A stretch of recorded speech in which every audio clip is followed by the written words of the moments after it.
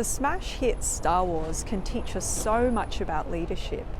Now, Star Wars is classified as science fiction, but in fact it has a lot more similarity to ancient myth and legend than it does to science fiction. It's full of wizards, quests, heroes, monsters, and when we look at stories like fairy tales, we see a common villain motive, which is a wicked step-parent or a wicked stepmother. If you think about it, Cinderella, Snow White, Rapunzel, Hansel and Gretel, and many, many others show children or young people who are victimized by a wicked stepmother. Since fairy tales capture some of our most primal psychology, we can understand that one of the most terrifying things as a young child, a baby or an infant, is to have a parent who is a false parent.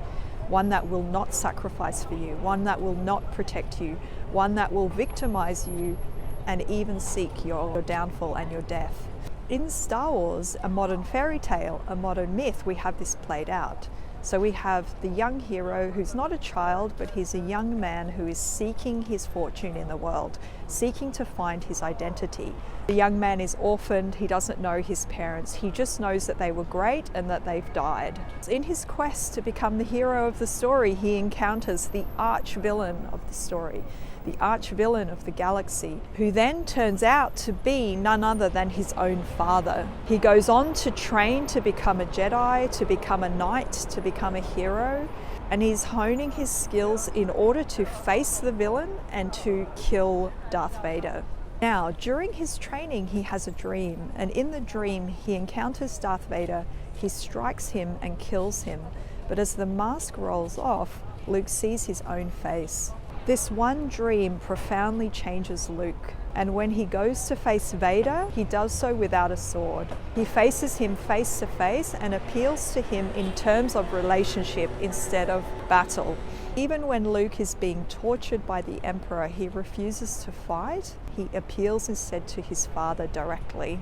In doing so, he manages to reach the bit of humanity in his father and turn him from the dark side to the good side, and together they defeat the evil emperor. So what does this fairy tale mean to us in leadership? A very, very important lesson. In leadership, we are always facing dragons and ogres. We are always facing enemies far larger than ourselves. The biggest lesson we can learn as leaders, as we look at a monster or a situation that we're in battle with, there's actually more of ourself in the enemy than we would like to admit.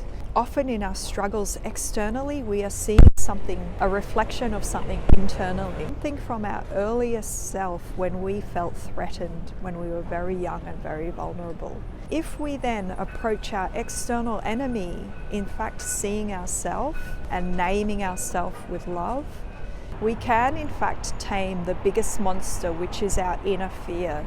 This is the greatest mastery that we can achieve as leaders. And in fact, the more that our inner world expands, the more the outer circumstances shrink to almost become nothing. They shrink to become little petty disturbances in our external world, and our internal world grows to become immense and powerful. What Star Wars teaches us about leadership is the hero journey. While it is to go out on an adventure to find ourselves and to conquer the dragons and the ogres of the world, in fact, we'll discover more about ourselves in those situations. And if we learn to master our inner fears and our inner struggles, then we become a true hero.